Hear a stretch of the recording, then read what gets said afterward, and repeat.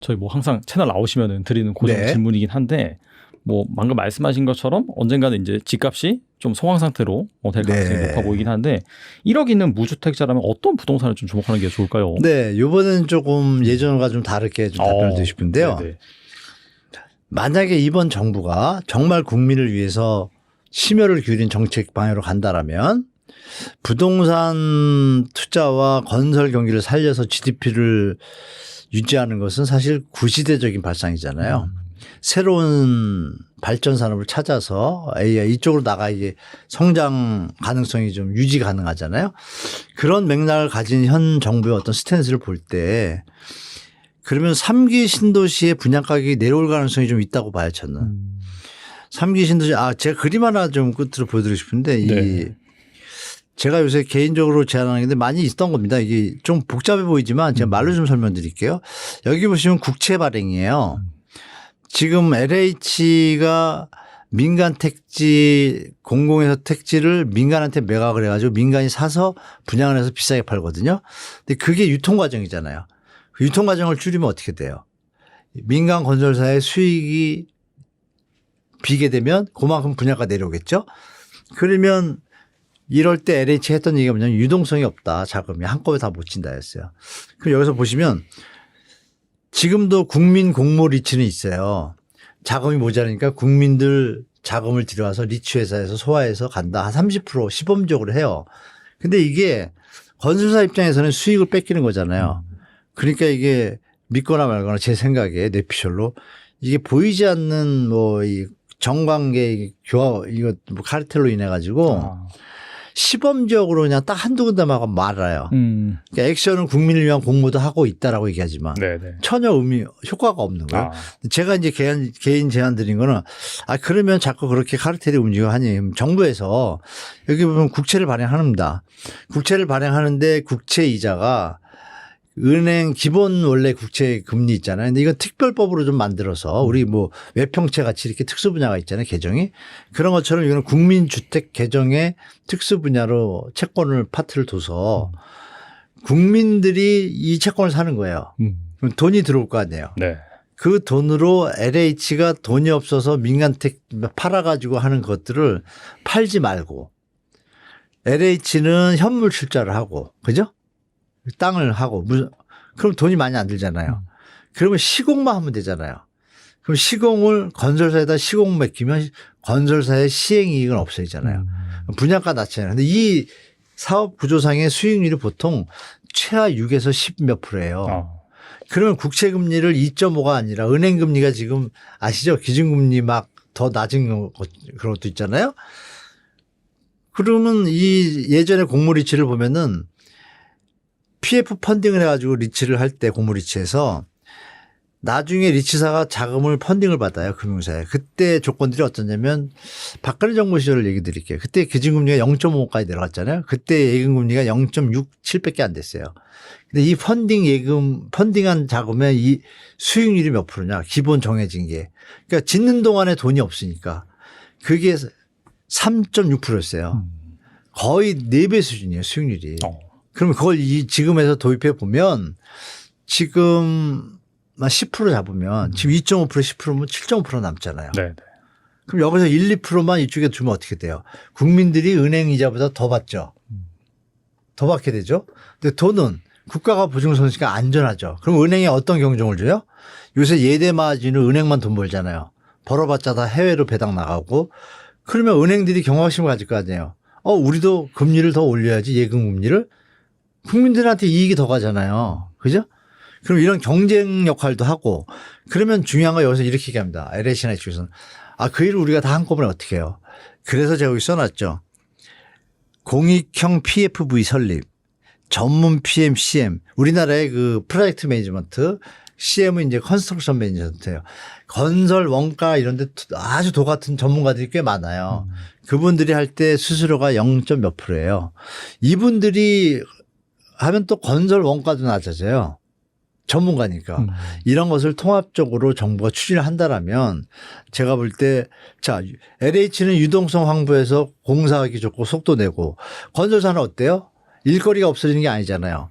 자, 잘 나가는데 많이 할 수 있으면 일거리가 많아지잖아요. 그럼 시공만 열심히 하면 되고 충실하게 할 수 있는 의무에 더 집중할 수 있고 국민은 국민대로 이득이 나고 국가는 주택 공급에 박차를 가할 수 있고 이거를 안 하는 게 좀 이상하지 않나요? 그래서 이걸 좀 제안 드리고 싶은데 이게 우리 뷰티풀 구독자 여러분들도 주위에 좀 많이 퍼뜨셔가지고 주택 공모 리츠하고는 조금 달라요. 그래서 여기까지만 던지면 정부에 똑똑한 분들 많잖아요. 스마트 분들. 그분들이 모이셔서 일단 제가 드린 말씀에 어떤 맥은 우리 시청자분들이 다 아실 겁니다. 그죠? 그러네. 우리가 금 모으기 할 때처럼 그때는 금 주고 돌려받은 게 없지만 이거는 받을 수 있고 국가도 좋고 LH도 좋고 건설사도 좋고 국민도 좋고 가능한 시나리오잖아요. 그래서 이거를 좀 말씀드려봅니다. 제가 우리 뷰티풀 시청자분들이 좋게 보신다라면 주위에 많이 퍼뜨리시면 정부에서 하지 않을까. 그러면 우리 국민들한테 정말 좋은 보탬이 될 거라 좀 말씀드리고 싶습니다. 네. 1억 참, 1억 그거에 대해서 제가 정확하게 말씀 안 드렸죠. 이 얘기를 왜 먼저 드렸냐면 이러면 네. 분양가가 내려올 가능성이 높잖아요. 그러면 지금 25평 기준으로 하면 네. 고양 창릉이 최근에 한 게 5억 좀 중반 후반이었어요. 좀만 내려오면 4억 후반으로 갈 수 있잖아요. 네, 네. 이런 형태로 간다면 그러면 1억을 갖고 계신다. 뭐 가볍게 가서 청약하시면 내 집 되잖아요. 그리고 부담도 우리 LTV 생애 최초면 또 이자율도 좀 적고 이러면 정말 좋은 데서 할 수 있는 환경이 만들어지잖아요. 그래서 지금 1억을 갖고 있다라면 정부가 혹시 이런 대책을 필 가능성이 높다고 봐요. 제가 개인적으로 알기로 현 대통령께서 채권의 유동성에 대해서 관심이 많은 걸 알아요. 그래서 제가 뭐 안에서도 뭐 얘기하고 싶을지 모르지만 네. 우리 바깥에서 이렇게 여론이 가면 이렇게 되면 분양가 낮아지잖아요. 그래서 마지막 말씀은 요번에 1억은 3기 신도시가 공급이 빨리 된다는 대책 발표가 있고 분양가도 낮추겠다는 정부의 어떤 의지가 있다라면 좀 참고 계시다가 연말이나 내년에 나오는 3기 신도시에 도전하다. 이게 이제 1번인 것 같다라고 좀 말씀드리겠습니다.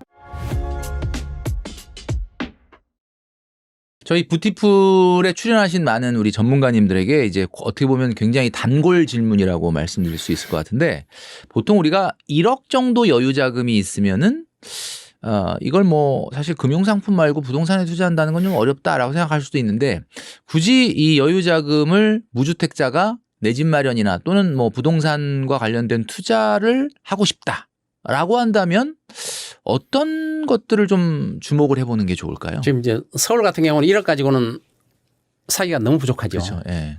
집값이 많이 떨어져도 사기가 부담스러운 게 1억이잖아요. 그렇죠. 그래서 1억 가지고 할 수 있는 게 한계가 있는데 우리가 이제 1억 가지고 집을 살 수 있는 경우도 있잖아요. 뭐 빌라라든가 이런 집들이 있잖아요. 지금 빌라 같은 경우는 가치가 너무 하락하고 또 전세 사기 문제 때문에 네. 이미지가 너무 안 좋아요. 네네네. 그리고 빌라가 굉장히 안 좋잖아요. 네. 그러나 이런 빌라도 앞으로는 제 가치를 찾을 걸로 봐요. 지금 가치 이하로 떨어졌어요. 그러니까 사실 굉장히 가격이 낮아졌을 때가 어찌 보면 장기적으로 찬스도 그럼요. 될 수가 있다. 그렇죠. 아파트는 너무 거품이 끼어 있고 그래서 아파트의 거품은 빠질 것이고 빌라나 이런 거는 제대의 가치를 찾을 것이다. 가치보다도 훨씬 낮게 평가되어 있어요. 이미지가 안 좋아. 마치 작년에 미국 주식은 너무 오르고 우리나라 주식은 너무 안 오르지만 사실 올해 상황이 좀 바뀌면서 이 좀 가격 면에서 가치가 있었던 우리나라 주식이 지금 좋은 것처럼 지금 박사님 얘기로는 굉장히 그렇게 적은 돈으로 꼭 부동산에 투자를 해야 된다면 어차피 거품 껴있고 불가능한 아파트만을 바라볼 게 아니라 살 수가 없는 거죠. 1억 가지고는. 예를 들면 굉장히 최근에 전세 사기라든가 이런 것 때문에 인기가 없어졌던 그러나 위치로 봤을 때 굉장히 가치가 있는 연립이나 빌라 같은 것도 주목을 해볼 필요가 있다. 그렇죠. 이렇게 말씀을 해주셔서 경매 같은 건 어떻습니까? 우리 박사님 보시기에 뭐 경매는 공부를 많이 해야 돼요. 경매는 굉장히 어렵거든요. 경매는 받을 때 거기에 속해 있는 많은 권리에 대한 분석이 선행돼야 돼요. 잘못 샀다가는 거기에 소속되어 있는 권리를 잘못 보고 샀다가 낭패를 당하는 경우. 그러니까 공부를 많이 한 상태에서 경매를 들어가야 된다는 거죠. 그렇죠. 그러니까 아무래도 왜냐하면 이제 소액으로 뭔가 부동산 투자를 해볼까 하는 분들이 자꾸 먼저 떠올리시는 게 아무래도 경매다. 싸게 나오니까. 네, 아무래도 싸게 나오니까. 그러나 이제 뭐 늘 말씀드리지만 투자라고 하는 것은 이제 본인의 판단에 의해서 해야 되는데 이게 경매라는 것은 그냥 쉽게 그냥 할 수 있는 건 아니고 지금 박사님 말씀해 주신 대로 공부가 좀 선행이 돼야 된다. 네. 이런 말씀을 해 주셨습니다. 자, 장시간 동안 많은 말씀 해 주셨는데 뭐 여러 가지 좋은 말씀 해 주셨지만은 이번 정부가 내놓은 부동산 정책 일단은 효과적으로 단기간에 영향을 줄 수 있을 것이다. 그러나 후속적인 대책들이 빠르게 잘 나와주는 것이 필요하다. 그리고 장기적으로는 세제에 있어서 우리나라도 보유세를 높이고 거래는 좀 활성화할 수 있도록 취득세나 양도소득세 같은 거는 좀 낮춰주는 것이 장기적인 가격 안정에 도움이 된다. 뭐 이런 말씀들을 많이 해주셨습니다. 부티풀 시청자님들에게 마지막으로 우리 박사님이 지금 앞으로 이제 새 정부 들어오고 부동산 관련 투자 관련해서 고민이 많으신 분들이 있으실 텐데 끝으로 한 말씀 해주신다면 어떤 말씀 해주실까요? 지금 우리나라만 아직도 부동산을 붙잡고 있어요. 다른 나라는 이제 부동산에 대해서 손을 많이 떼가는데 그래서 저는 언론도 큰 책임을 가지고 있다고 봐요. 네. 언론에서 뭐 부동산이 막 상승한다, 뭐 부동산이 불장이다 이런 말을 봤어요.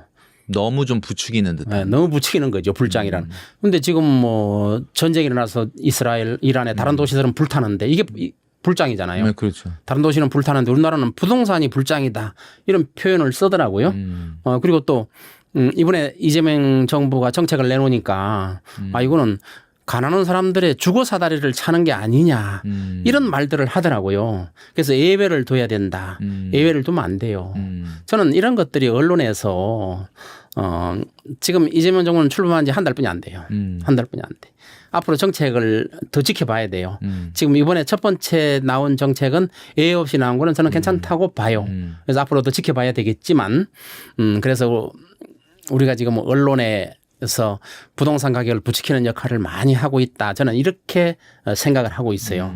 그래서 뭐 불장이다, 뭐 주거 사다리를 걷어차는 정책이다 이런 식으로 더 지켜보지도 않고 나오자마자 그런 언론에 나는 걸 보고 이 상황을 지켜봐야지 언론에서 지켜본 다음에 비판을 하더라도 해야지 그런 내용을 하는 것. 그다음에 다른 나라는 지금 부동산이 다 하향 안정세인데 우리나라만 상승을 한다 하는 건 있을 수가 없거든요. 이런 것들은 저는 새로운 정부에서 훌륭한 정책을 통해서 정책이 미치는 영향이 너무 크기 때문에 정책으로 해결할 수 있다고 보고 과감한 구조조정 또 어느 정도의 경기 침체를 각오하고도 집값은 반드시 잡으면 저는 이 정부가 성공한 정부가 되지 않을까 이렇게 보고 있습니다. 네, 저희 또 채널 고정 질문이긴 해서 좀 네네. 답변하기 어려운 질문이긴 하거든요. 한 네네. 1억 정도 있다. 근데 이런 분들이 무주택자라고 한다면은 어느 지역을 좀 주목하면 좋을까요? 네. 제가 그래가지고 요 질문을 네. 받고 나서 어떻게 말씀을 드려야 될까 사실 고민을 좀 많이 했거든요. 네. 왜냐하면 예전 같으면 1억 가지고도 꽤 할 수 있는 지역들이나 이제 사실 1억 가지고 살 수 있는 집이 있나요라고 살 수 있는 집은 있어요. 근데 문제는 과연 이것도 1억 주고 살 수 있는 집도 가치가 있어서 향후에 내가 이사 나왔을 때 집값이 상승해 있을까요?가 붙어있는 질문인 거잖아요. 그렇게 했을 때 1억 가지고 지금 움직일 수 있는 지역은 많지 않다. 근데 다행스럽게도 이번에 6.27 대책이 발표가 되면서 고가주택 이외에 밑에 있는 가격대의 단지들을 좀 띄워줄 수 있는 시장을 만들어줬잖아요. 그렇게 했을 때 추천하는 지역으로 수원 지역을 말씀드릴 수 있을 것 같아요. 서울까지는 너무 어렵고 수도권 내에서 일자리가 탄탄하면서 향후 가치가 계속 갈 수 있는 지역 중에 하나는 이제 수원으로 말씀을 드릴 수가 있을 것 같아요. 수원 안에서도 이제 광교까지 진입하기는 좀 너무 어렵고 네. 영통구 안에서 사실은 영통을 보면 여기 이렇게 동그랗게 있는 여기 빈 터처럼 보이는 여기가 이제 삼성전자가 있는 구간이거든요. 네. 거의 수원은 삼성이 먹여 살리고 있다라고 해도 과언이 아닌데 이 삼성을 끼고 있는 이제 영통이라던가 망포라던가 메탄 쪽에 단지들이 있는데 조금 준신축과 구축에 들어선 단지들이 있거든요. 그러면 그 단지들을 지금 1억을 가지고 들어갈 수 있는 단지들이 꽤 있어요.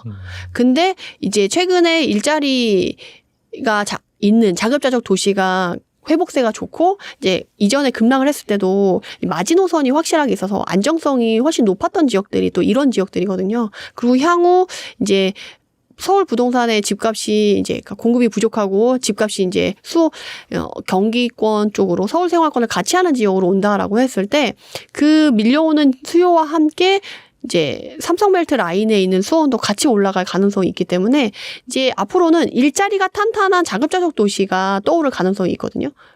그렇게 했을 때 이제 그 중에 하나로 수원이 각광을 받을 수가 있고, 수원은 이거 말고도 뭐 GTX 호재라던가 동탄 인덕원선 호재라던가 이런 호재들을 많이 갖고 있어요. 근데 지금 이런 호재들의 가격 상승을 기대하기는 어려워요. 왜냐면 상승장에는 뭐 신분당선 예타통과 이거 하나만으로도 열흘 만에 수원의 집값이 막 1억씩 상승하고 했었거든요. 근데 지금은 그런 시장이 아니고 GTX A가 개통해도 파주 운정 신도시 가격이 안 좋은 것처럼 지금은 호재가 있어도 가격 상승을 기대하기는 어려운 시장이에요.